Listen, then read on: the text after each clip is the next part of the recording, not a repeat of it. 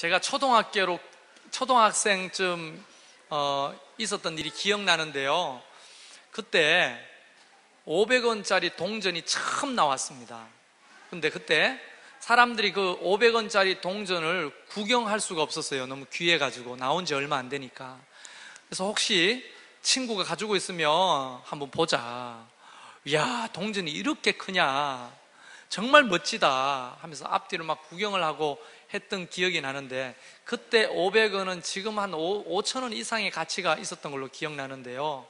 어느 날 갑자기 왜 그런 마음이 들었는지 모르는데, 아침에 일어났는데 아버지의 구두가 멋대로 이렇게 이쪽 저쪽에 흥컬어져 있는 겁니다. 그래서 제가 어린 시절에 아버지 구두를 내가 한번 닦아드리면 참 좋겠다, 이런 생각을 한 것 같아요. 그때 초등학교 한 2, 3학년 된 것 같아요. 그래서 아버지 구두가 이쪽에 하나 저쪽에 하나 굴러 떨어진 것을 주워다가 소를 찾아가지고 처음으로 아버지 구두를 닦기 시작했습니다. 뭐 광 낼 줄 알았어요. 불광이 뭔지 물광이 뭔지 알겠어요.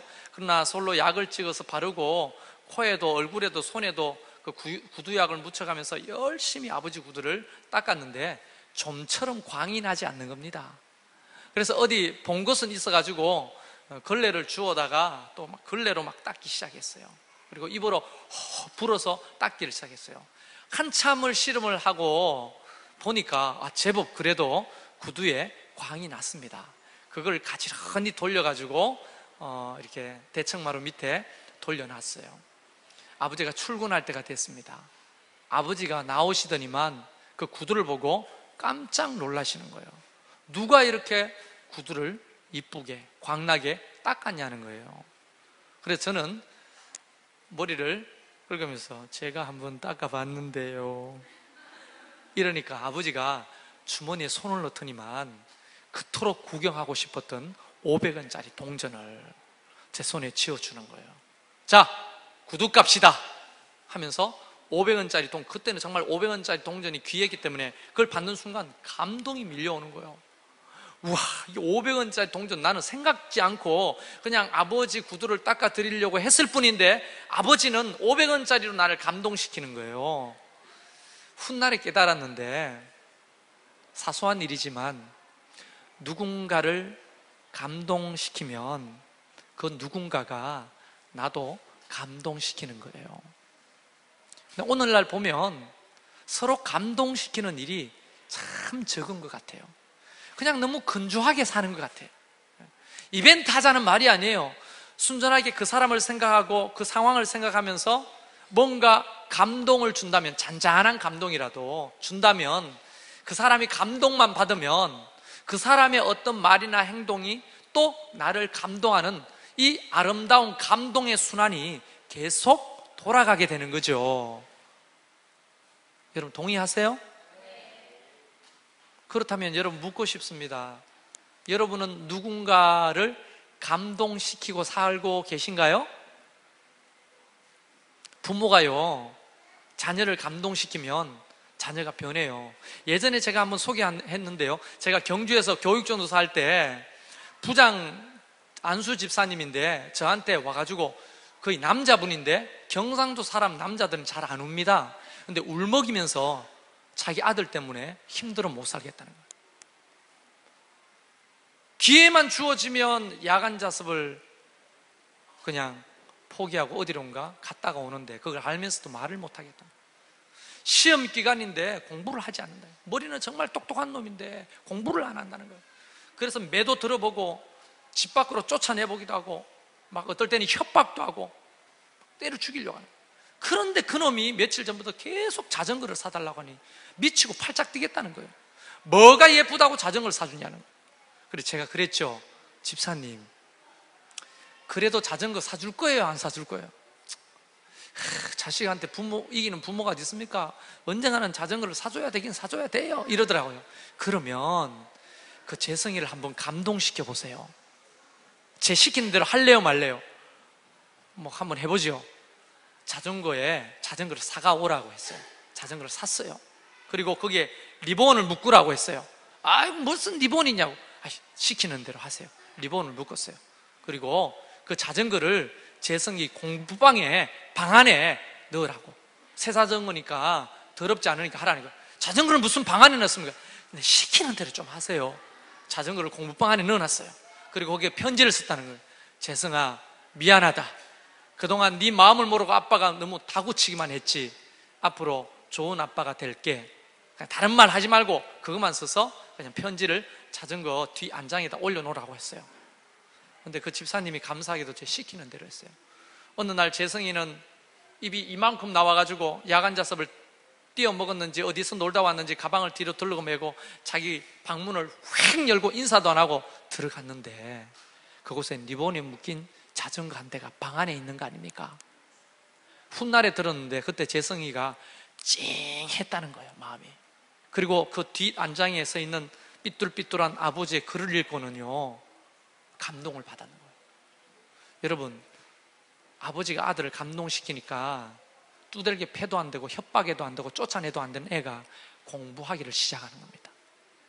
좋은 아빠가 되겠다는 그 말에 감동을 받고 좋은 아들이 돼야 되겠다고 감동을 하는 거예요. 애가 완전히 바뀌었어요. 공부를 얼마나 열심히 하는지. 그 집사님이 저한테 막 뛰어와가지고 전도사님 약발이 통했어요. 그게 무슨 약발입니까? 그래서 말했죠. 부모도 자식을 감동시키면 자식이 부모를 감동시키는 거거든요. 자녀는 그러면 자녀도 부모님을 감동시켜 보세요. 저처럼 구두를 닦든지 뭘 닦든지 공부를 열심히 하든지 그러면 부모도 감동해서 자녀를 감동시키는 거예요.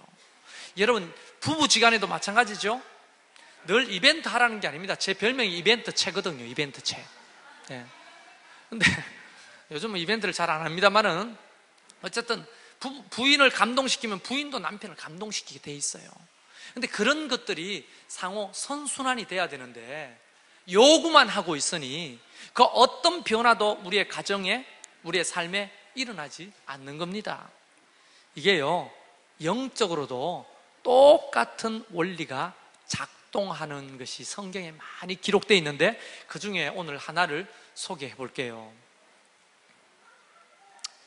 덥죠? 설교 빨리 마칠게요. 여호수아 군대가 언약궤를 메고 요단강에 뛰어들었어요. 하나님을 감동시켰죠? 요단강이 열렸어요. 그걸 보고 이스라엘 백성들이 감동하는 거예요. 그런데요, 그 언약궤가 여리고 땅에 왔다가 블레셋 군대와 전쟁을 치르다가 그만 블레셋에게 이 언약궤를 빼앗겨 버립니다. 그래서 이 블레셋은 그걸 가져다가 다곤의 신상 앞에 세워놨는데 다곤의 신상에 목이 잘리고 팔이 부러지고 다곤의 신상이 꺾어져 엎어지고 너무 두려움에 빠지게 됐어요. 그래서 앱다 너가 가져가라 해가지고 이 그 언약궤가 아비나답의 집으로 오게 됩니다. 이 아비나답은요, 이 언약궤를 졸지에 자기가 원하지도 않는데 70년 동안이나 모시고 있게 됩니다. 그러다가 이 다곤의 그 아비나답의 집에 있는 언약궤를 옮기다가 그만 그걸 함부로 만져버렸던 사람 때문에 모두가 두려움에 빠지게 됩니다. 그리고 결국 아무도 그 언약궤 주변에 가지 않으려고 하는데 오베데돔이 손을 들고 저희 집에 언약궤를 모시겠습니다. 아무도 그 두려움에 빠져가지고요 벌벌벌 떨고 있는데 오베데돔이 하나님을 감동시키는 거예요. 3개월 동안 그 언약궤를 자기 집에 모시고 있는 동안에 오벳에돔의 집에 복이 임하기 시작하는데요, 오벳에돔이 감동을 받는 거예요. 보세요, 오벳에돔도 하나님을 감동시키니 하나님께서도 오벳에돔을 감동시키잖아요. 그러다가 세월이 3개월쯤 흘렀는데요, 다윗이 아무리 생각해도 안 되겠는 거예요. 어느 날 자기 궁궐에서 뒷짐을 지고 왔다 갔다 하는데 보니까 오벳에돔의 집에서 모시고 온 언약궤가 어디에 있습니까? 천막 속에 있는 거예요. 천막 속에. 자기는 대골 같은 집에 살면서 하나님의 언약궤가 저 휘장 가운데 있는 것이 너무 마음이 아픈 거예요. 그래서 나단 선지자를 불렀어요. 그리고 이렇게 말합니다. 나단 선지자, 아무리 생각해도 이건 아닌 것 같아. 나는 이렇게 백양목 궁전에, 어리아리한 궁전에 사는데 하나님의 언약궤가 저 천막 속에 있으니 내 마음이 너무너무 아픈데 내가 그 언약궤를 위해서 성전을 짓겠네 라고 말했어요. 나단이 이렇게 말하죠. 하나님이 왕과 함께 하시니까 마음에 있는 대로 하십시오. 그런데요, 이 마음에, 이 말에 하나님이 감동을 묵으시는 거예요. 하나님이 말만 했는데 하나님이 감동을 입어요. 다윗의 마음을 탁 받으시고는 나단을 불러가지고 다윗에게 어떻게 내가 축복할 것인지에 대해서 이야기하기 시작하는데요, 그 이야기를 17장을 쭉 읽어보면요, 상상을 초월합니다. 이런 거예요. 너를 존귀한 자로 만들겠다. 네가 왕권에 있는 동안에 모든 나라를 평안 가운데로 이끌겠다. 전쟁에 나갈 때마다 너를 승리하게 하겠다. 네 후손들의 복을 주겠다. 하나님이 하실 수 있는 모든 것들 다 쏟아부어서 다윗을 축복하시는 거예요. 여러분, 다윗이 한 게 뭡니까? 하나님을 감동시킨 것밖에 없어요. 근데 하나님이 감동만 되면요, 하나님이 다윗을 감동시키는 거예요. 그래서 읽지는 않았지만 16절, 17절을 읽어보면요, 다윗이 하나님의 그 축복에 감동해가 이렇게 고백합니다. 다윗 왕이 여호와 앞에 들어가 앉아서 이르되 여호와 하나님이여 나는 누구이오며 내 집은 무엇이기에 나에게 이에 이렇게 하셨나이까? 이렇게 축복하십니까? 이렇게 감동을 시킵니까? 이 말이죠. 그리고 하나님이여 주께서 이것을 오히려 작게 여기시고 또 종의 집에 대하여 먼 장래까지 말씀하셨사오니 여호와 하나님이여 나를 존귀한 자들같이 여기셨나이다. 이 말을 바꿔 말하면 이겁니다. 하나님, 내가 한 게 뭐 있다고 그럽니까? 나는 너무나 지극히 작은 겁니다. 당연한 일인데 하나님은 그 말 한마디 듣고 나를 존귀한 자로 여기시고 우리의 후손까지 축복하시고 대대 복을 주시니 감개무량합니다. 하나님. 그러고 하나님 앞에 기도하는 장면이 나오잖아요. 여러분, 이 공식을 보세요. 하나님을 감동시키면요, 하나님이 가만 계시는 분이 아니에요. 하나님은 하나님을 감동시키는 자들을 언제나 하나님은 늘 감동시켜 오셨어요. 할렐루야. 여러분, 이 성전은요, 하나님 앞에 감동이 된 줄로 믿습니다. 20년 동안 버려진 곳입니다. 축사로 짐승을 키우다가 나중에 어떤 분이 이것을 인수해서 공장으로 삼다가 버려졌어요. 여러분, 처음에 우리가 4월 8일 날 부활절 예배 드릴 때 보셨죠? 다 깨지고 째지고 깨지고 부서져가지고 분위기가 요상했어요. 성령의 임재는 고사하고 귀신 나올 듯한 그런 곳이었습니다. 그곳을 우리가 한 90일 동안 매일매일 나와서 만지작 그래서 아직 미완성이지만 이렇게 만들었어요. 사람의 영광을 위한 것이 아니고 하나님, 이곳에 하나님이 임하시는 성전이 되게 해주십시오. 우리는 아파트에 살고 좋은 곳에 사는데 하나님의 예배당이 아름답고 귀하게 세워지기를 원합니다. 우리가 할 수 있는 최선의 것으로 다윗의 마음으로 하나님의 성전을 짓겠습니다. 그런 마음으로 사실 불철주야 여러분과 함께 이 성전을 하나님 앞에 지어가고 있는 거잖아요. 하나님이 얼마나 감동하실까요? 여러분, 90일 동안 오후로 내내 간식을 날랐던 그런 집사님들과 함께 물질로 동참했던 사람들, 시간 날 때마다 오셔서 어떤 사람은 떨어지기도 하고 어떤 사람은 베이기도 하고 어떤 사람은 찔리기도 하고 어떤 사람은 다치기도 하면서 파상봉 주사를 어떤 병원에 단골이에요. 우리가 그렇게 하면서 이 교회를 함께 만들어 가잖아요. 그리고 여러분, 기도, 새벽마다 이 성전을 위해서 기도했던 기도의 용사들, 그리고 가난하고 힘들고 어려운데도 물질로 그때그때마다 필요한 공사비를 제공해 주셨던 여러분 모두 하나님을 감동시키기에 분명합니다. 부족하지 않았어요. 하나님이 분명히 감동하셨다고 저는 믿습니다. 그렇다면 이제 하나님이 우리에게 어떻게 하실까요? 이제 하나님께서 우리를 감동시킬 차례신 거죠. 여러분의 가정에 복을 주실 줄로 믿습니다. 여러분의 사업에 복을 주실 줄로 믿습니다.